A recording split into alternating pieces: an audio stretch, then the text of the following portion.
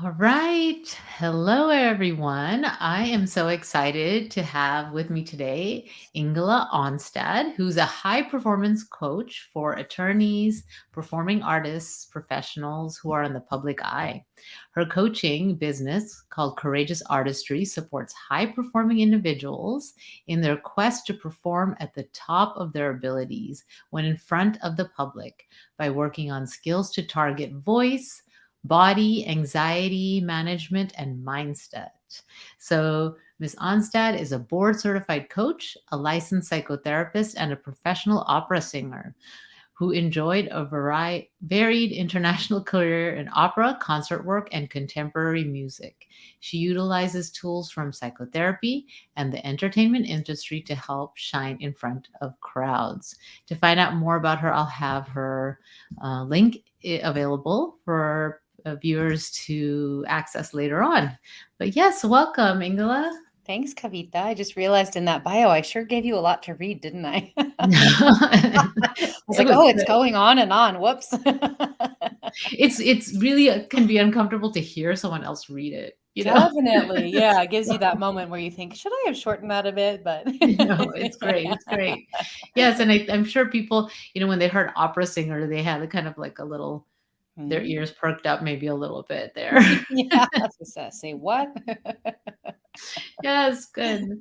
So, you're a psychotherapist, you are working now with as a high performance coach Mhm. for, um, basically people that need to be in front of audiences, Yeah, so many right? people have fear of public speaking. It's such a common phobia, and so really, it's hard Mhm. to sort of summarize the type of individual I work with because so many professionals Mhm. have some aspect of public speaking, or whether it's internal communication in a company, or meetings, or job interviews, whatever it is. We almost all nowadays have some public facing aspect of our work that we have to do. Yes. Yes, and then, since I work with a lot of leaders and executives, they have to speak all the time, Hmm. right? And so the presentations, it just becomes of how you function. Hmm. And so people do it anyway, right? Hmm. Because they Yeah. have to do it. But Yeah. I think being able to convey confidence in public speaking then can help you move forward in your career, for people to recognize you, for people to feel confidence in you as a person of authority, Mhm. right? So there's so Yeah. many benefits to conveying that confidence. So, Yeah, and I like that we chose the term for this talk, conveying confidence, because I mhm, think one of the most common misconceptions is that we have to feel 100% confident in order to appear 100% confident, mhm. and that's just not the case. In fact, if that were true, very few performing artists, for example, would ever have a career because so much of what you do as a performer Yeah. is you find a way to sort of either channel the nerves or manage them, or you find a way to act in spite of them. So you might be trembling on the inside, or you might be standing off in the wings going, oh my gosh, how am I ever going to do this? This is really stressful. It's really freaking me out. But your job when you walk onto that stage or walk in front of Mhm, that camera, and this goes for executives as well, is to convey that confidence. And there's many little mhm. things that we can do that help our body and our voice convey the confidence that we may or may not be feeling at the moment, and that's okay. So I like to, oftentimes I get the question, well, this feels inauthentic, or isn't that fake if Mhm. I'm trying to act my way through this? And I would say no. In fact, when we're doing any type of new thing, in a way we feel fake or inauthentic, right? Because it's not comfortable, it's not familiar to us yet. Yeah, so it's kind of like that learning a new skill, right? That Yes, discomfort that definitely. happens with that. So Mhm. would you say, I think this is really important to emphasize for people that even though someone is is a performer, Mhm. excuse me, that they still may feel nervous Oh, before certainly. they perform. Certainly, and I'm sure Yeah. there's a handful of people out there, whether it's the public speakers or the performing artists, who don't feel nervous, and on occasion, I have not felt nervous before. It really depends on the situation, but what I like to bring to people's attention is typically when we care about something deeply, when we Mhm. have invested a lot of time, money, energy in becoming really good at X, Y, or Z, we then also care a lot, and when we care, we have more at stake. Yes, that's right. Right? So it's Yeah. a good sign that we feel worried and nervous. It means we care, we're deeply invested, we want to be shining, we want to be doing Mhm. our best, we want to step in front of that crowd and really wow them and really communicate and get good feedback. And Mhm. I think it just kind of helps people understand like we're just human, and Yes. if we didn't care, it might mean that that's not the right job for us, or maybe Yes. we're experiencing some burnout. So Mhm. I would say even folks who feel fairly confident in public speaking or presenting or performing, for my purposes those are all kind of interchangeable activities. There's going to be some level of at least kind of agitation in our nervous system, which we may interpret as excitement, which we Mhm. may kind of go back and forth between excitement and also nerves, etc. Yes, yes. Okay, good. And so I hear, I see some of the comments about I speak all the time. The amount of prep I do is way too much. I love that. I Yeah, get a that's lot of right. that question. Mhm. Yes, so like over preparing. Yes. Yeah, it's funny because I think, one of the reel that I have coming out on Instagram and Facebook, and then the video will also be repurposed on, LinkedIn this week. It's all about over preparing. So a lot of people who are in these Mm. positions tend to be overachievers and type A Yes. individuals, right? Mhm. By necessity, and it's just who they are. So yeah, they tend to over prepare. And in the tip I'm sharing this week, there's a lot of different strategies we could talk about here, but one of the things I want people to consider if they are the types who are over preparing and over rehearsing is Yeah. to make sure that when they're doing the rehearsing, that they are taking a moment to breathe and set some Mhm. intentions of how they would like to feel physically and emotionally while presenting. Mhm. So almost as if we are rehearsing these mental and physical states along with the content. Because Right. as we, as they say in neuropsychology and psychology in general, what fires together wires together. So if Okay. we're doing some of this very sort of agitated rehearsing, okay, then I'm going to go through and then I'm going to say this and then I'm going to say that, and we're already kind of in that anticipatory anxiety, Mhm. we're wiring some of that along into the content. So if we Yeah. can practice feeling calm and cool and collected, or however we would like to feel, for some Mhm. people, it's I want to feel connected to my audience. I want to feel grounded. I want to feel happy and excited to share this material, etc. Then we can take that into our rehearsal and bring more of that Yeah. into our quote unquote performance. So the feeling, right? How you're feeling Yeah. when you're doing Yes. that. So that getting into that feeling state of how you want to feel when you're actually speaking or performing. Exactly. And Okay. the feeling, as you know, we use the word feelings kind of interchangeably for both Mhm. physical feelings as well as emotions, but I like to point out to people that emotions truly are feelings within our being, frequently within, from the neck down, right? Yes. We Yeah. feel different emotions in Mhm. different parts of our bodies in different ways, different types of sensations. So, yeah, both the physical feeling of being in our body, how does our body want to feel, and how do we want to feel emotionally? Yes, yes, I love that. Yeah, so that feeling piece. So that's, if someone's listening and taking notes, that's tip number 1. It's a Yes, big one. yes. That's a big tip. Yes, and also for Yes. the listener who asked that question about over rehearsing, I think another thing we want to watch out for in over rehearsing is that when we know the content so in such a rote fashion, Mhm. oftentimes one of the pitfalls is that when we stand up to give the presentation, we will speed through things so quickly because we're nervous and because Mhm. we know it so well, and we will lose our listeners. The human brain processes speech best at a certain rate. I think it's something between 140 to 160 words per minute. And Okay. when we are nervous, we oftentimes start talking really fast and then we just go through a material really, really quickly. And when we do that, our audience stops being able to process. In fact, you might have noticed, like, even right now, I got really mindful and thought, I need to slow Yes, I down a noticed little you kind bit. of slowed down a little bit. Yeah. Yes. So that's another thing to watch out for. I'm all for Mhm. preparing and rehearsing. I think it's a necessary strategy. Mhm. But then we want to make sure that when we get to the presentation, that we're just bringing ourselves back down to earth and being very mindful of the rate and speed at which we are speaking. The rate and speech. And would you say the tone too? Because that Yes. your example that you gave was very Mhm. monotone. Yes, exactly. So the tone, or some people would call it the inflection, Yeah. um, Uh-huh.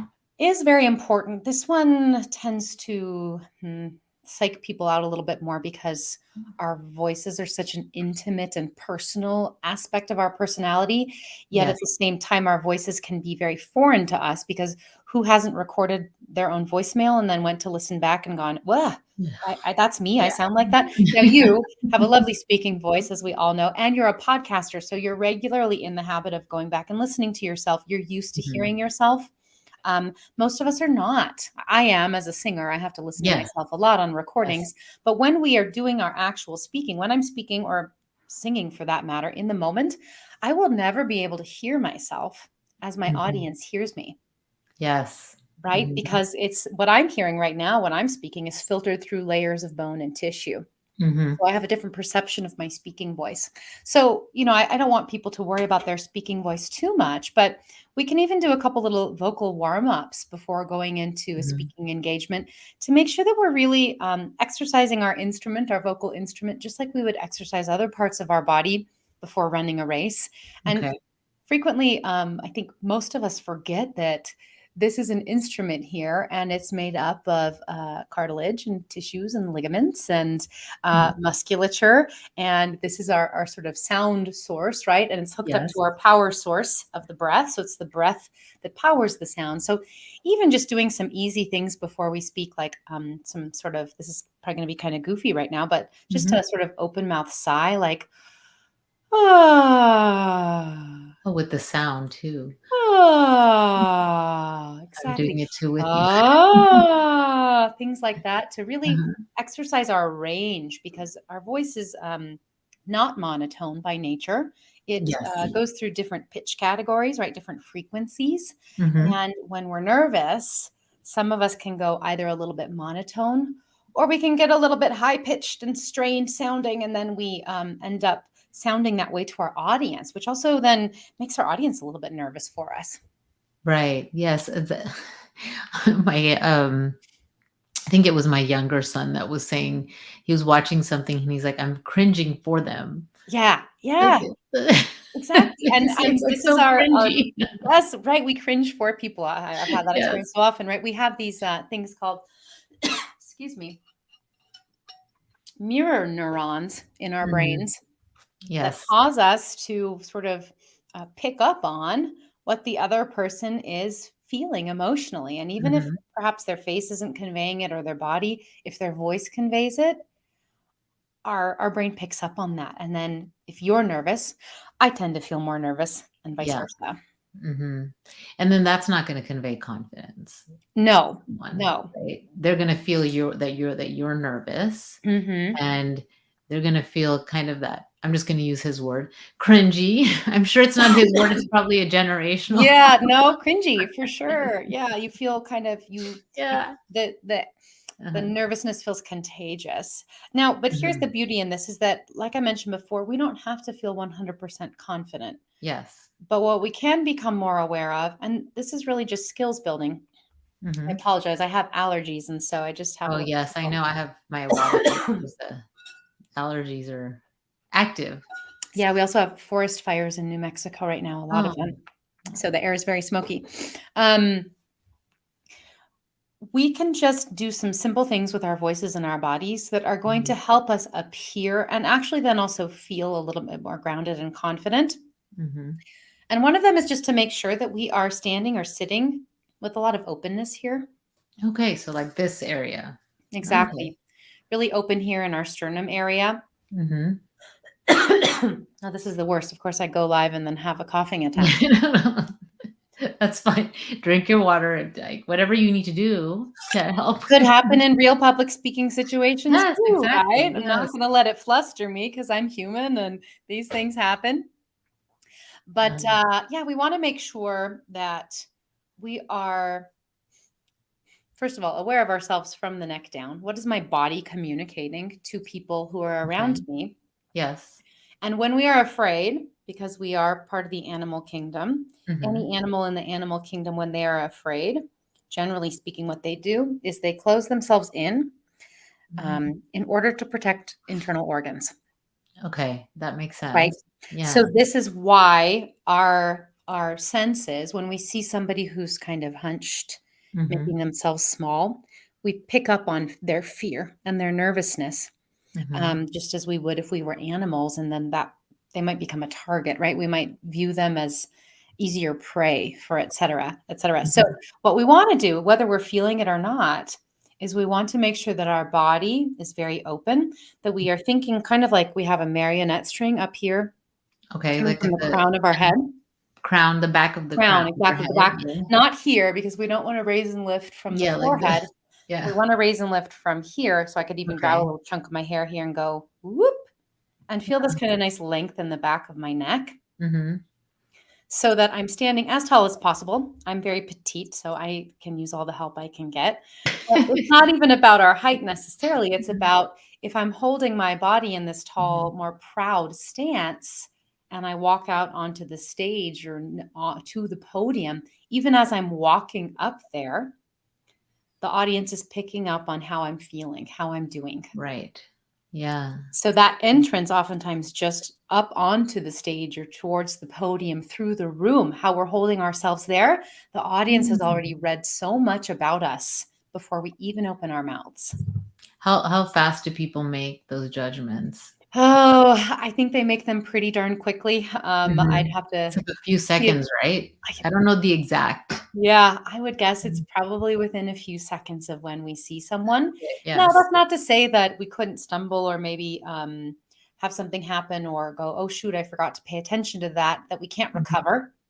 Yes, But yes. it's that sort of, first impressions rule that our first few moments with someone, Mhm. we are either maybe put at ease and we feel relaxed and excited to listen to what they're going to say, or Right. we feel tense and nervous, or we feel sort of closed off if they are closed off. Mhm. So we are like a mirror, mirroring things to our audience and them back at us. So it's like this double mirroring process. Right, okay, yeah.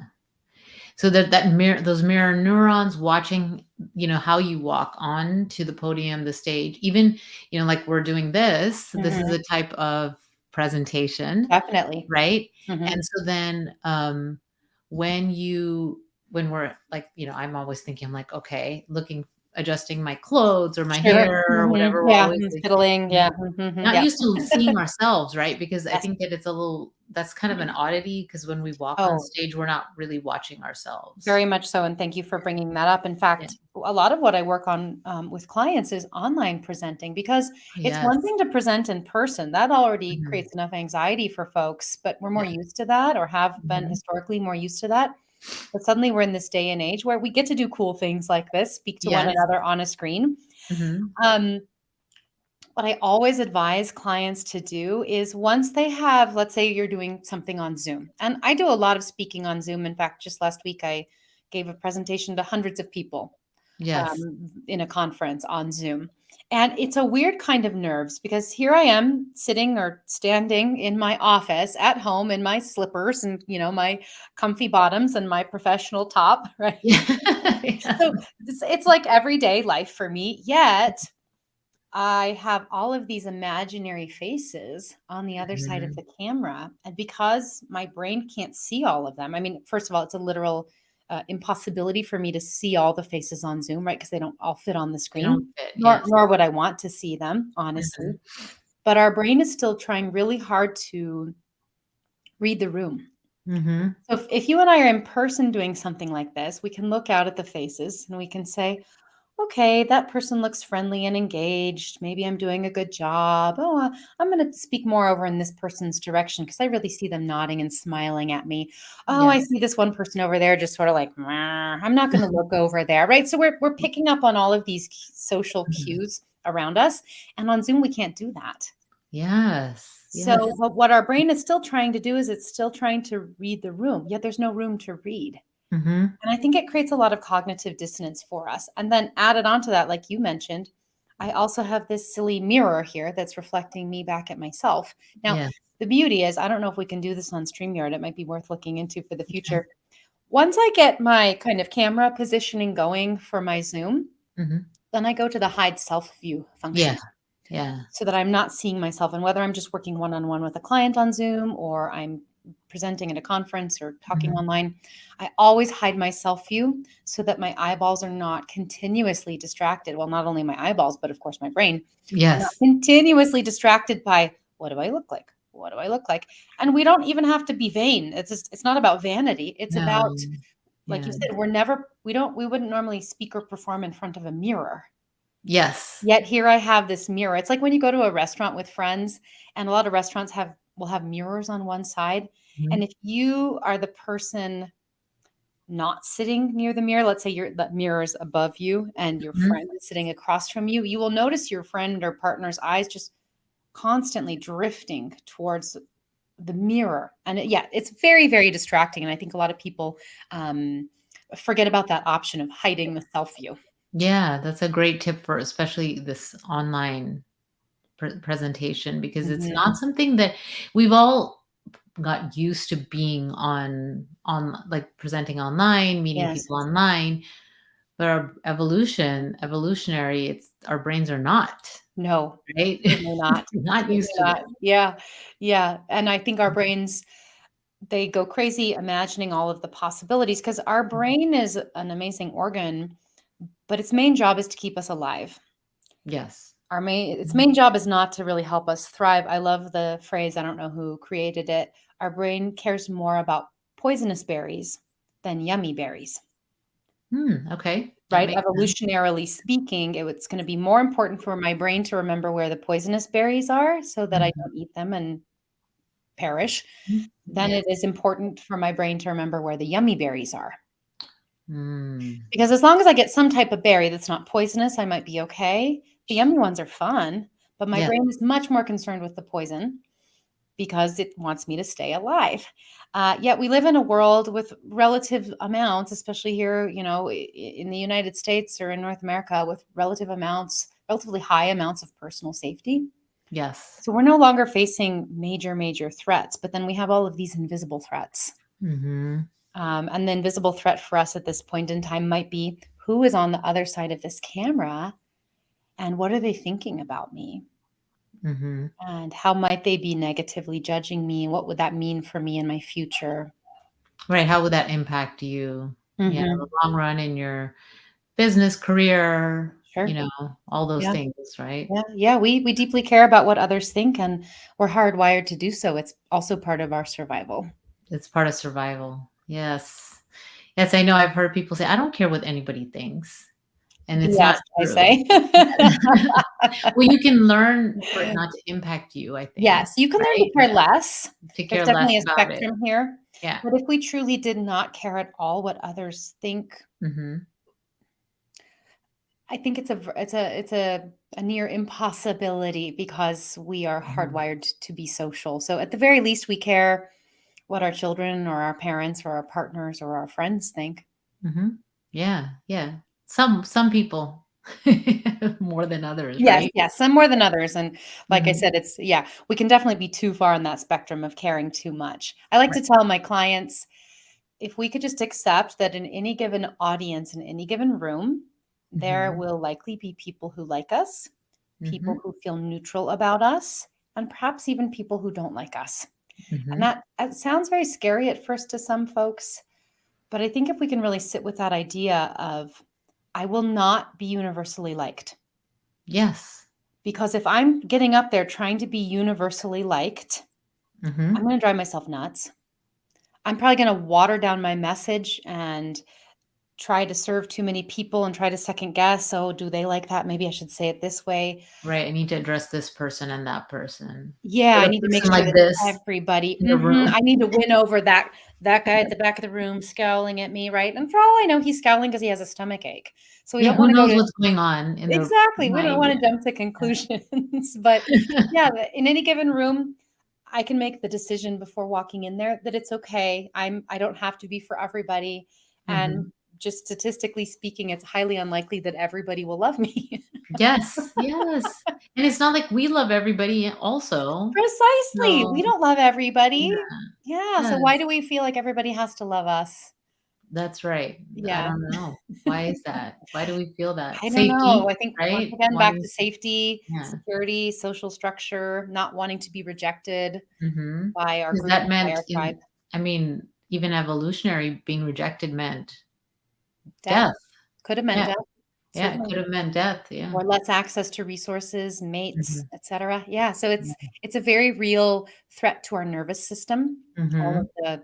um, the social relationships, and, so I like to just explain that biology piece to folks so that they understand, "Oh, there's nothing wrong with me for caring. I Yes. care because I'm invested and I wanna do well. Mhm. Nervous, I'm fearful because I don't wanna fail. I also care about what others think about me, but let's just, rein it in a little bit. Make sure we're not trying to, uh that we're not considering ourselves a failure if that 1 person or 5 people or 10 people are doing one of these while we're speaking or presenting." Yes, exactly.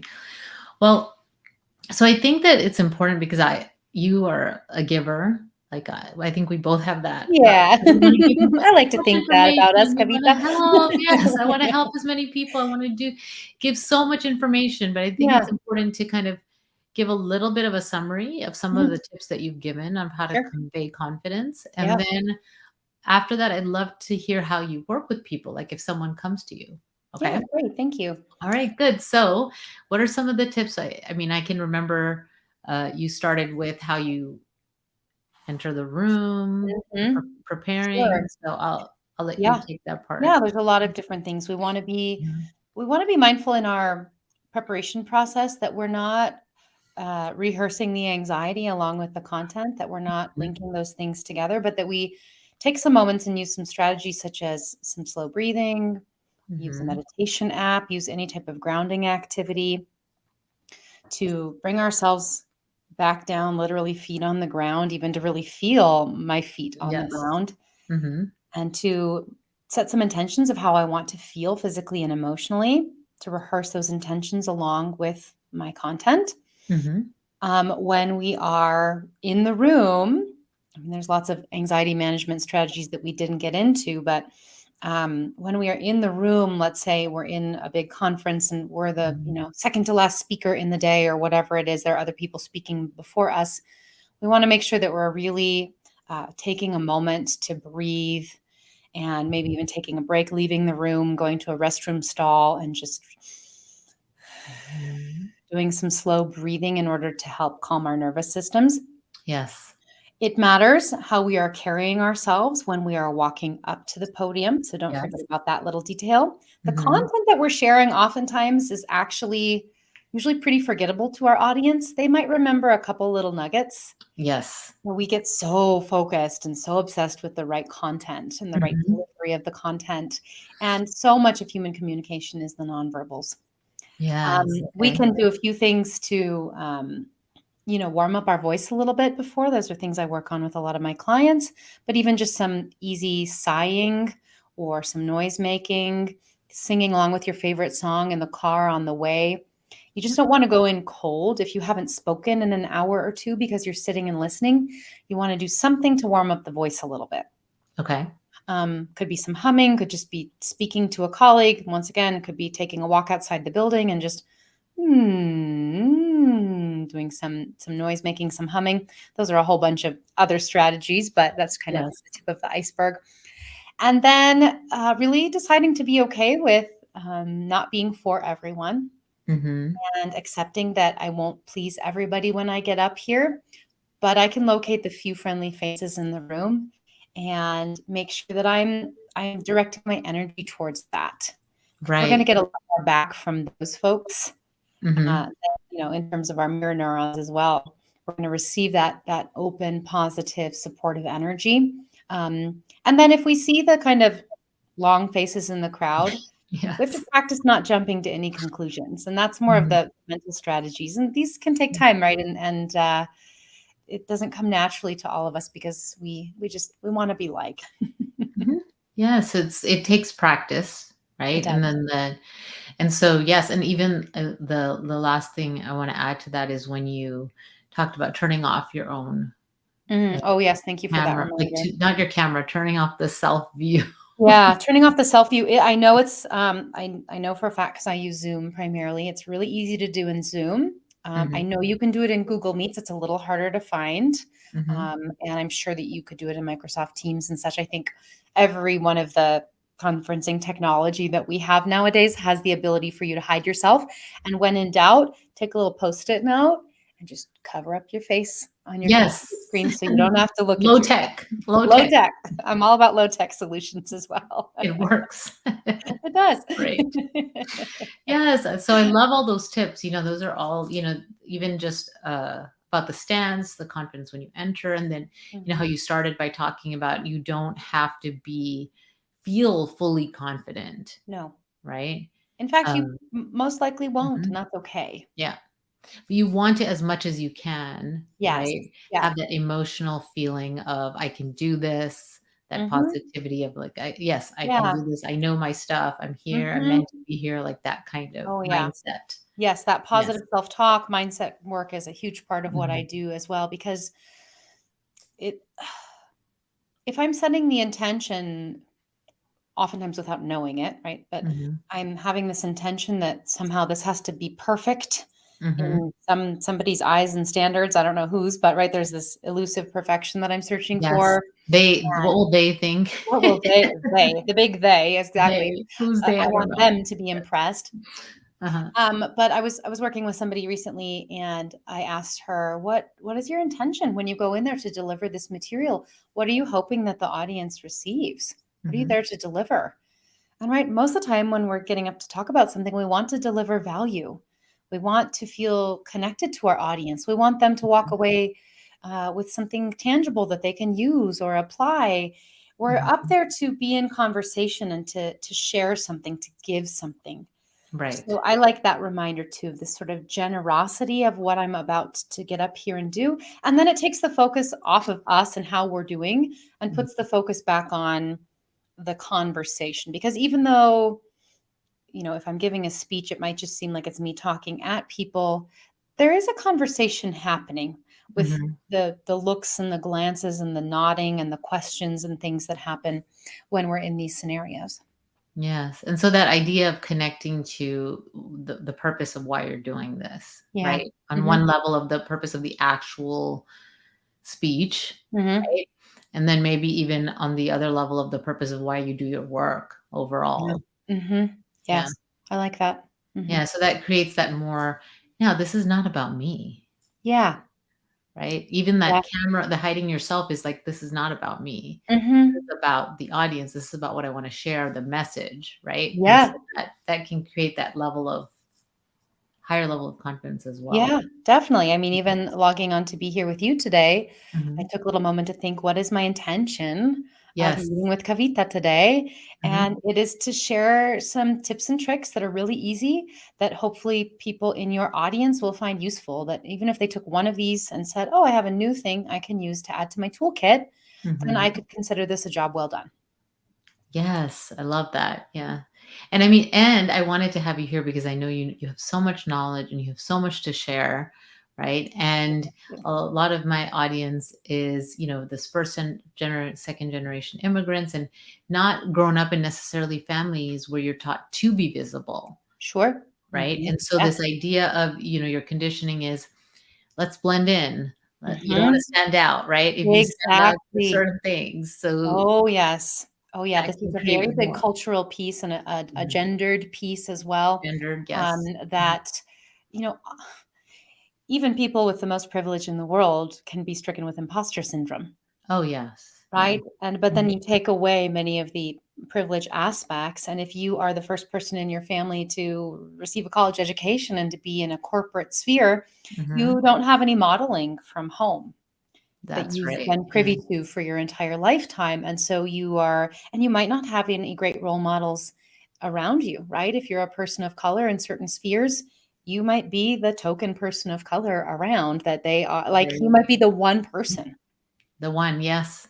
and that is, that's a hard position to be in because you don't Mhm. have any role models Right. And necessarily. then, yeah, there's no role models, there's no, examples or very few Yes. examples. Mhm. And then, you adding that layer of being one of the few in the room. A Yes. lot of women in tech positions, they are often one of the few women in the room and women of color. And I know a Mhm. lot of my clients are be considered in the category of AAPI, the Mhm. Asian American Pacific Islander. Mhm. And there's so many there's one of the things is the model minority Yep. myth, right? Mhm. And so this like Mhm. they have these expectations of how you are supposed to know all these things, and so there's that Mhm. pressure You're also. supposed to always be top of the class in Yes. everything, and yeah, yeah.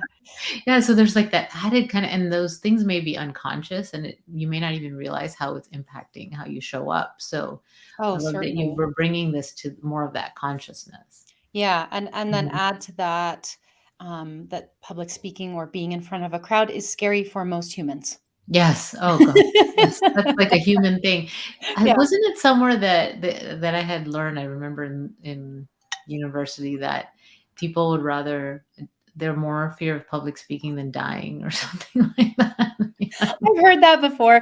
I don't know how they create those Let's see stats how or do they which come up people with are they that? quizzing, but How yeah, do it's they come up? I don't know. yeah, but most, it's sort of like, being a singer, a lot of people will say, "Oh, well, I could never do that," or "I could never sing," or "I could never do what you do." And I always think to myself, no, that's actually not true. While maybe not everybody is cut out to be a professional opera singer, Yes. we all have the ability to build skills, whether it's singing or presenting or growing our confidence, developing a different mindset. Uh, we all are so limitless in our potential. So I caution folks to watch out for how they are speaking Mhm. about themselves to themselves, right? The Yes. old that ye old self-talk. Watch out Mhm. when we say, I'm not good at that, or I could never. That's absolutely not true. If I handed you $1 million, would you do it? Yeah, you would. Yeah. Most people would. And if not 1 million, maybe 10 would tempt you, right? So Mhm. I like to use that $1 million question like, okay, but if I gave you $1 million, would you? Okay, then we see it is possible. Mhm. It's it you would struggle through it. But you'd find a way to do it. And then how would you find a way to do it? How do That's we right. stand on the diving board and jump off the high dive? What Yes, what how to do happens in it. that moment? Mhm. Yes, I love that. And I do want I know that I always like to hear a little bit about what motivates someone to do the work they do in the world, a little bit of their Mhm. story. So before we go into I know I promised we talk about how you work with people, Yep. which we will, but I'd love to hear a little bit about why do you do this? We talked about the why and understanding. Yeah, I love that question, Kavita. Thank you for asking me. Um, Singing was always really the only thing I wanted to do, Mhm. and, it was sort of a deeply spiritual practice for me as well. It causes me a lot of heartache and struggle. It's not always all fun and games and very glamorous, but, it just feels like who I'm meant to be in the world and one of the gifts that I am meant to share in the world. And so when I retired from full-time singing, I thought, gosh, I want to find something else that I can do in the world that has that same amount of deep meaning for me, where Yes. I Yes. am, where even the struggle parts of it feel very worth it.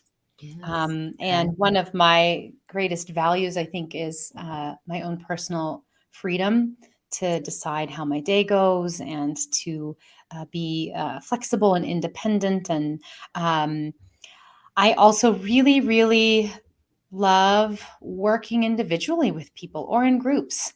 Mhm. And I kind of feel like in some ways I was a born therapist. I served that role for many people in my life, obviously not in a professional fashion, but yeah, I'm sure you feel the same way that there are just some of us out there who really enjoy that one-on-one work. We have Mhm.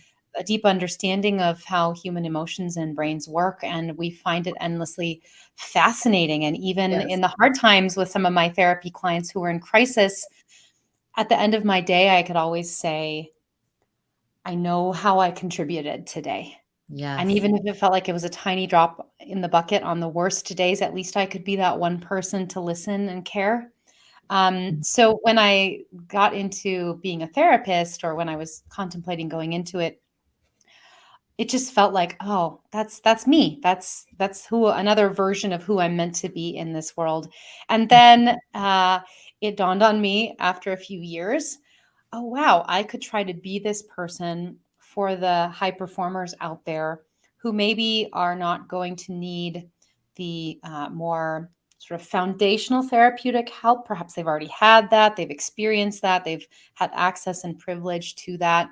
Mhm. But because of my background with the stage, I found that I could really help people learn how to appear and then hopefully feel more confident in those Mm. public arenas, because I've had to work on a ton of it myself, and I still have to Mhm. work on it. I had a concert this past weekend, and I had to use all of my best tips and tricks and strategies in order to maintain my focus and my Mhm. groundedness, because it was due to many different factors, um, a challenging piece, and I had had a challenging week in my personal life the week ahead of that that Oh. derailed a few things. Mhm. Um, Mhm. so yeah, it's I love helping people learn and grow and see that they can get up and do things that they didn't think were possible before. I just Mhm. I love to be I love to be a part of or privy to human growth. It's so exciting for me. Yes, I love your thank you for sharing that story, right? And the steps. And I think it's inspiring and to others to see that, just because one part is kind of feeling like I'm leaving that, Yeah. right? I'm leaving Mhm. and I know a lot of people are leaving careers right now Mhm. and they're not sure like where am I going to go next, and Yeah. they may not, it may not be clear to them right Mhm. away. It won't be most Yeah. of the And time. most of the time it's not, right? Yeah. And then being able to know that, people have there's hope. There's like just figuring out Yeah. where are the next steps. It's about taking those next steps and the next steps. I don't know if you saw yourself here when you No. left. No, right? No. It was Heck, like this. I would have had no way of imagining this. Yeah. I could envision what a singing career might look like and, Mhm. what it looked like to achieve that, but then once that chapter of my life ended, I it was wide open, and it was Yes. very scary at times, of course, I won't lie. But it's a kind of like being on a fun, thrilling roller coaster. Mhm. I Yes. yeah, it's every day is something new, and I find the journey of entrepreneurship, um, it's a struggle that I am willing to go through, the Mhm. bad days, the hard days, in order to grow something that is truly mine and truly, indicative of how I want to be in the world, who I want to show up as in the world. Um, yeah, so it's true. We don't have to know what's coming next. We just have Mhm. to find that next baby step to take. Yeah, the next step. It's the next step. So I love Mhm. that. Yeah. And so if people are interested in um work, well, first connecting with you, Yeah. what's the best way? And then how do you work with people? Either here on LinkedIn under Mhm. my, name, Ingela Onstad, or Mhm. on Instagram, Facebook, TikTok, at Courageous Artistry. Okay. And you can also message me through my website, DM me on any of those things. And the way I work with people is two different ways. I have a VIP day. That Okay. would be for the professional who is incredibly busy and needs some skills fast. Maybe something came up that they are not prepared for, and they Mhm. want to learn some things very quickly so that they can just jump right in and then be on their way. And then I also have a longer term coaching program, that's a 4-month program, and I meet with clients about twice a month during that. And then we're interacting, or they are interacting with a software platform, and have homework and accountability checks, and have access to me, and we're talking in between sessions via email and whatnot. So yeah, those are kind of the two main ways. I also do a lot of talks and presentations at different things, for different types of organizations. But I love my one-on-one work. Yes, I love that. So there's lots of ways to connect with you, and I'll put those links Thank you. in the notes later on.